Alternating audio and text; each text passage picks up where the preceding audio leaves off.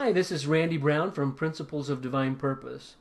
I want to thank you for requesting the free three-part video training on how to align with true success, which is, of course, your divine purpose. Our video today is going to cover the topic of how to use your imagination for true success. I love this quote. This is a quote by George Bernard Shaw. He says, "Imagination is the beginning of creation. You imagine what you desire, you will what you imagine, and at last you create what you will." Again, that was by George Bernard Shaw. I want to talk a little bit today about visualization. Visualization is basically the process of imagining yourself having already achieved your ideal life, down to the very smallest detail. Visualization is the most effective way to achieve an abundant vibration. John Assaraf, who a lot of you may know, he's an expert in the science of visualization. He tells a story about moving into his new beautiful dream home in Southern California. And as he was unpacking the boxes, he came across an old vision board that he'd created a few years before. To his amazement, on this vision board was a picture of the home he had just moved into. It was not a picture of a similar home, but a picture of the exact same home that he had just purchased. These were pictures that he had cut out of Dream Homes magazine, and this was actually a few years before. He'd never been to the home. He hadn't imagined himself owning the exact same home, just had in his imagination a vision of the type of home that he wanted. He never said to himself, "I will one day own this exact same home." He just felt the excitement of imagining that he would one day be in a home like that. When I was first introduced to this concept, I heard about the idea of making vision boards. I also was introduced to a concept called mind movies. And as I began practicing this principle, the first thing that I did is I went to Google and I began to search for beautiful images that represented the things that I wanted to manifest in my own life. What I did next is I took those images and pasted them onto a Word document. And the third thing I did was I began typing my information, or my affirmations, underneath the pictures. And the very last thing that I did is I went online and I found inspirational music that I would play as I was looking at these images that I had attached and reading over the affirmations. We all run what I call mental movies in our own minds. And our emotions are a big part of the movies that we're playing in our minds constantly. If we're in a state of worriedness, if we're worrying, it's because we're imagining the problems and the failures that we're creating in our own mental movies. To fully experience true success, you need to imagine yourself already living the life that you want to lead. You need to feel the life as if it were already a reality for you. So it's important that we begin scripting our own mental movies and begin creating a mental movie of our future. To visualize effectively, it's important that you get emotionally connected to your outcome. Without this emotional connection, you don't get the same results. Emotion is one of the most powerful ways to change your thought patterns. Emotions, without emotions, you really can't change your vibrational signal. You can't be just visualizing something that's vague. It has to be something that stirs up emotion. And that's why you want to be very, very clear on what it is that you want. Here's an assignment I'd like you to create. I'd like you to create your own mental movies or vision board. Be sure to use pictures and also music. Music causes this deep emotional response that we can't get from probably any other way. Emotion is the language of the universe. It's a language that the universe understands. And our subconscious minds don't really know the difference between something that's just imagined or visualized and something that's real. So if you'll visualize regularly and keep a lookout for the people, the opportunities, The ideas that will begin to manifest in your life, I think you'll be shocked how things start kind of falling into place all by themselves. This is what I call the flow of true success.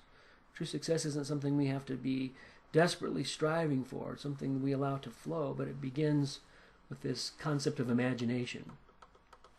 Through the power of imagination, you're planting the seeds, or planting seeds into your subconscious mind of true success.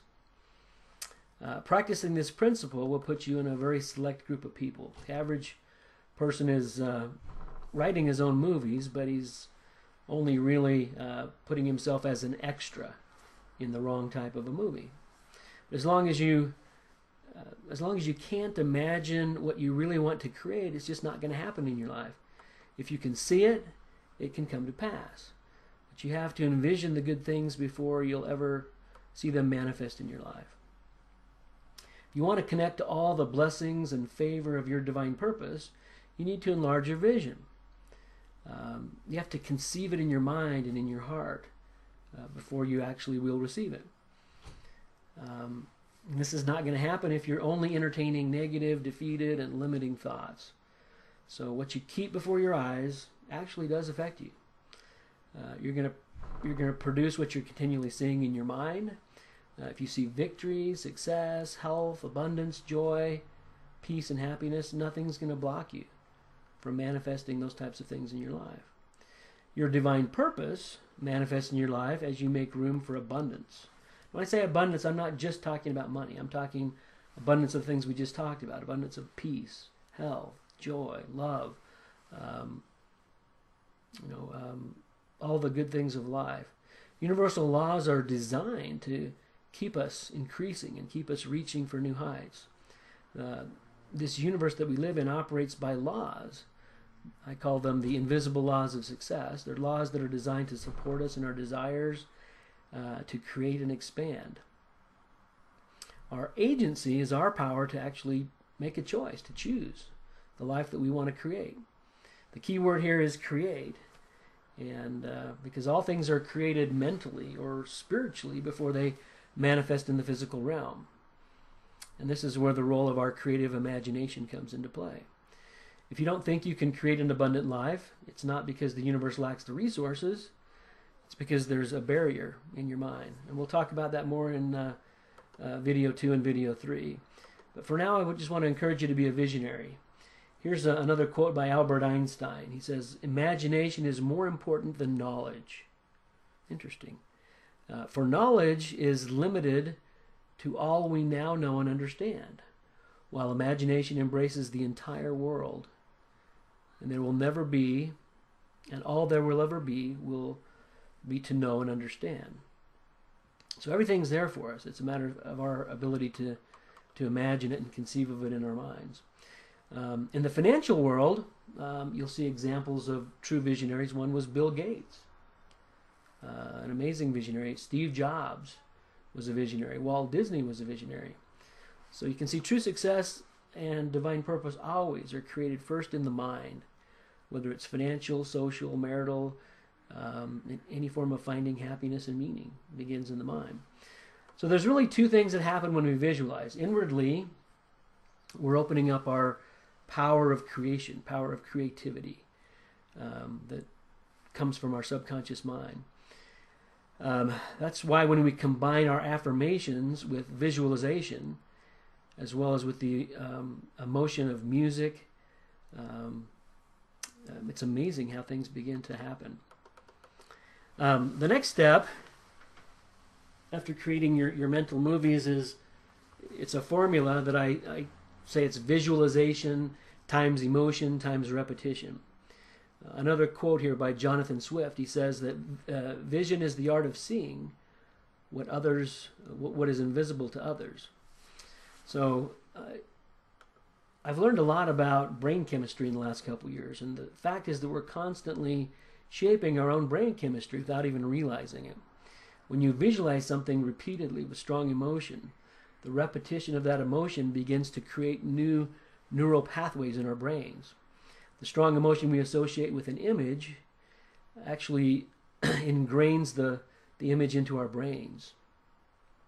And the repetition the repetition causes our brain cells to, or neurons to fire over and over again.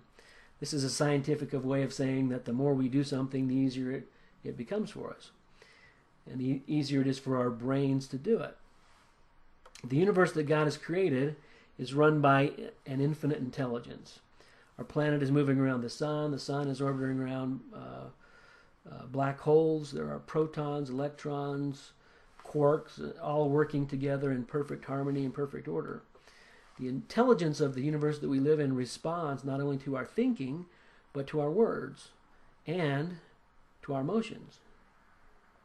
So if I'm feeling and acting as if my dreams and passions are already mine, the universe is going to match and mirror my emotions. Everything we see in our lives is a reflection of what's happening in our brain. Our brains do a couple of things. First, they keep us alive. Secondly, they make sure the outside world is an absolute mirror of our image, of our internal image of the world. Look for video number 2, which will be coming out here in a couple days. And thank you.